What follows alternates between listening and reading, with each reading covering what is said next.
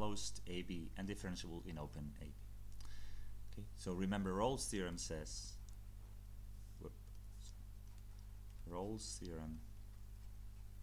theorem says that if f is continuous in closed AB, right, and differentiable in open AB, and we have that f at A equals f at B, then there is a C in this open AB such that f prime at C is 0. Okay? There is a point such that the derivative is 0, right? So let's start with the first part. If f banishes k where k is greater or equal than 2 times in AB, then the derivative banishes at least k minus 1 times in AB. Okay, well, if k equals 2, right, as we have seen, so we can take, let's say, x0 and x1, right? Those 2 points are, well, let me say this. x0 and x1 belong to this interval AB. Well, it doesn't matter. It could be in closed AB. It doesn't matter. That fulfills the hypothesis anyway, right? 2 points in this interval such that f at x0 equals f at x1 equals 0, right? Well, then in this interval, in the interval between x0 and x1, right, the function is continuous. It's differentiable here, right, because this is a subset of this and this is a subset of this, right? So f is continuous here. F is differentiable in this interval. So then we know that the derivative, there is a c, okay, a c in this interval x0, x1, such that f prime at c is 0, okay? So if there are 2 points where f vanishes, we have 1 point where f prime vanishes, okay? So when k equals 2, this is proven, right?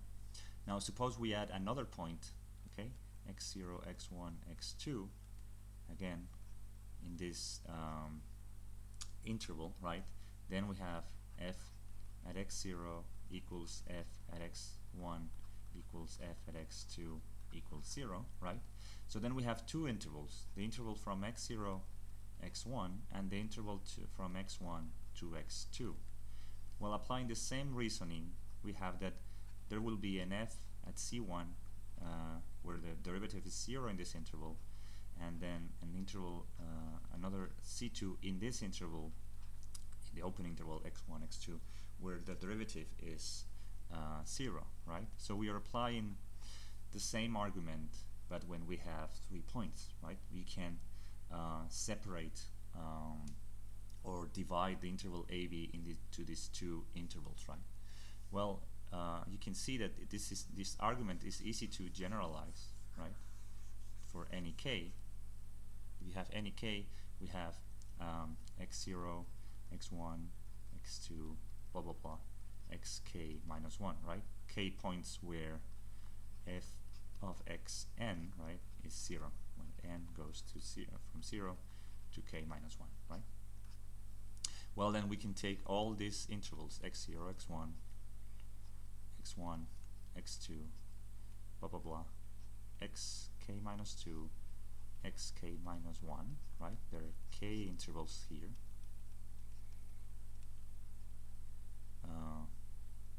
Sorry, there are k minus 1 intervals,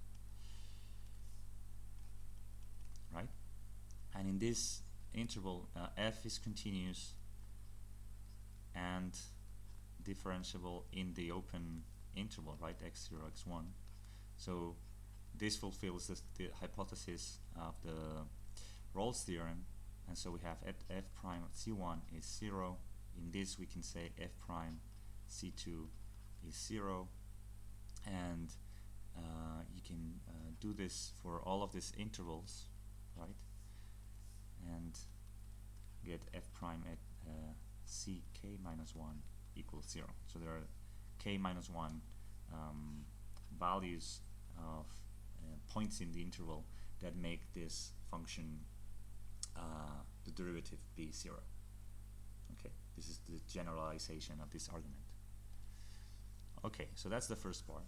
Now the second part says, suppose that f is n times differentiable in AB. So that means that we have the first derivative, the second derivative. So that means we have f prime, and then f prime is also differentiable in AB, and we have the second derivative. The second derivative if is also differentiable, and so on until we get to the nth derivative. Okay? And it says, well, if f is n times differentiable in AB and vanishes in n plus 1 different points, then the nth derivative of n will vanish at least once in AB. Okay? Well, for this we just need to apply the previous result, right? If f vanishes k times in AB, then the derivative, let's see, the vanishes, if f vanishes n plus 1, right?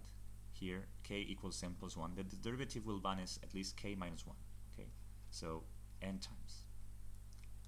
Then we apply the same reasoning to f prime and its own derivative, which is the second derivative. Then we have n minus 1, then n minus 2.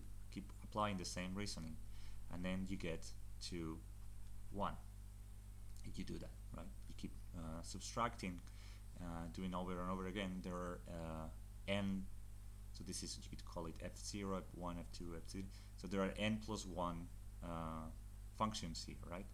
So we start counting an n plus 1, we end at 1. Okay, so that proves the result.